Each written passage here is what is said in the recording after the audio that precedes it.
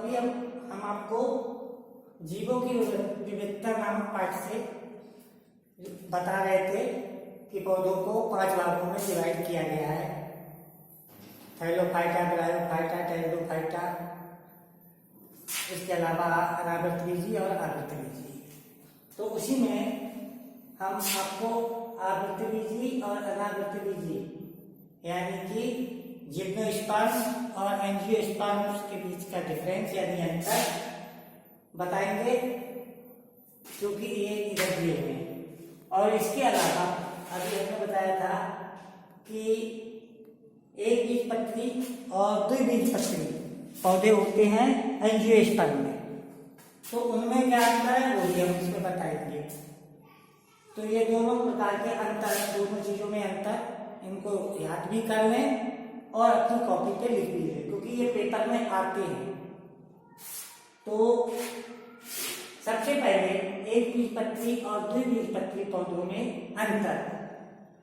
तो इसमें एक बीजपत्री पौधे का पहला अंतर है कि इसमें जड़ अपस्थानिक पाई जाती है, जबकि द्विबीजपत्री पौधों में जड़ें मूसलाधार जड़ें पाई जाती हैं। अब अपस्थानिक और मूसलाधार में क्या अंतर होता है? जैसे अगर हम किसी घास को खा रहे हैं, उसमें बहुत सारी जड़ें निकलेंगी इधर उधर फैली हुई, ये आपकी अपस्थानिक जड़ें कहलाती हैं। जबकि आप मूली में, सरसों का पौधा उगेंगे तो आपको जड़ जो है वो सीधी सीधी एक इस टाइप से मिलेगी, ऐसे इसमें बीच बीच में रेशे होंगे मूलों। ये जड़ जो होती है ये मूसलाधार कहलाती है, जबकि पेड़ इधर है और यहाँ पे बहुत सारी जड़ें निकली हुई, ये अपस्थानिक जड़ें कहलाती है। तो एक बीजपत्री पौधों में जड़ें अपस्थानिक होती हैं और द्विबीजपत्री पौधों में मूसलाधार पाई जाती है। दूसरा है इनका जो तना होता है एक बीजपत्री पौधों का, वो एक तो चिकना होता है, दूसरा खोखला होता है। जैसे आपने सरसों देखी, उसमें कोई चीज डालेगी तो आर पार पहुंच जाएगी, रुई जैसी बीच में समस्या पाई जाती है। या कुछ पौधे ऐसे होते हैं जिसमें कुछ भी नहीं पाया जाता, खोखला होता है। जैसे कि आप कमल का पौधा देखते हैं, उसका तना जो होता है वो खोखला होता है। और जबकि द्विबीजपत्री पौधे होते हैं उनका जो तना होता है ठोस होता है, भरा हुआ होता है और खुरदरा होता है, चिकना नहीं होता है। तीसरा है तने के अंदर संवहन बंधन बिखरे पड़े रहते हैं, यानी संवहन तक जो होते हैं वो इधर उधर फैले होते हैं। जबकि इसमें द्विबीजपत्री पौधों में जो संवहन मंडल होते हैं वो तने के अंदर एक घेरे में व्यवस्थित रूप से लगे हुए रहते हैं। चौथा अंतर है एक बीजपत्री पौधों की जो पत्तियां होती हैं उनका स्रविन्यास समानांतर होता है, जबकि द्विबीजपत्री पौधों की पत्तियों में स्रविन्यास जालिकाबद्ध होता है। पांचवा अंतर है एक बीजपत्री पौधों में रंध्र पत्ती के दोनों सतह पे पाए जाते हैं। स्टोमेटा ऊपर और नीचे दोनों पाए जाते हैं, दोनों तरफ पाए जाते हैं और दोनों तरफ समान मात्रा में पाए जाते हैं, जितने ऊपर होंगे उतने ही नीचे होंगे। जबकि द्विबीजपत्री पौधों में ऊपर की तुलना में नीचे की सतह पर अधिक रंध्र पाए जाते हैं, अधिक स्टोमेटा पाए जाते हैं। अगला अंतर है एक बीजपत्री पौधों में भोजन भ्रूण कोश में संचित रहता है और जबकि द्विबीजपत्री पौधों में भोजन बीज पत्रों में संचित रहता है। ठीक है, अब इसके बाद ये तो हो गया एक बीजपत्री और द्विबीजपत्री पौधों में अंतर। मुख्य अंतर हमने यहाँ पे नोट कर दिए हैं। चाहो तो इसका स्क्रीनशॉट ले लेना दोनों का, और चाहो तो वैसे बुक में भी दिए हुए हैं, बुक से नोट कर सकते हो और याद कर सकते हो। बुक में कुछ ज्यादा अंतर दिए हुए हैं, मैंने मेन छाट के कुछ गिने चुने ही लिखे हैं।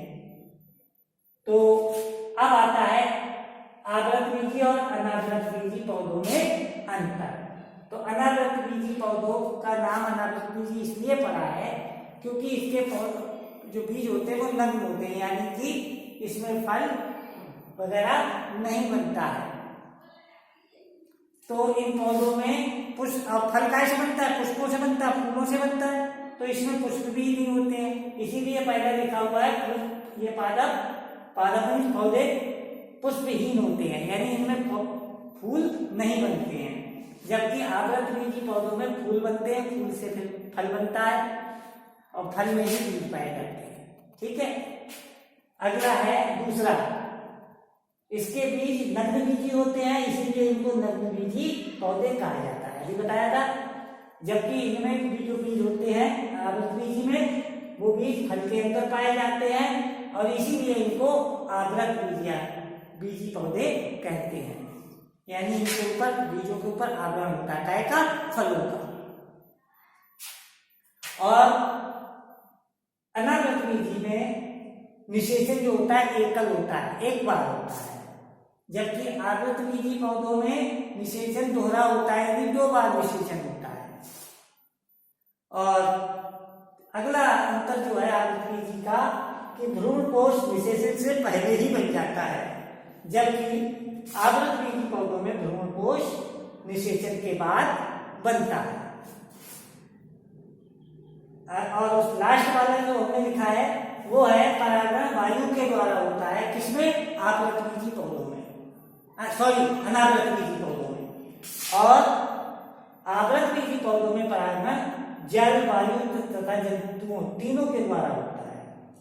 ठीक है, ये इनके मेन अंतर हैं, दोनों में रखे हैं, अनावृतबीजी और आवृतबीजी में भी। और इसी तरह से एकबीजपत्री और द्विबीजपत्री पौधों के अंतर भी हमने इस व्हाइट बोर्ड पर नोट कर दिए हैं। तो चाहे तो अपने वीडियो से स्क्रीनशॉट लेकर इससे याद कर लें। अगर इसमें ज्यादा छोटा दिख रहा है या स्पष्ट नहीं दिख पा रहा हो तो आपकी बुक में दिए हुए हैं, उससे नोट कर लें। उसमें कुछ संख्या में ज्यादा है तो मेन छाट लेना, उससे याद कर लेना। ओके।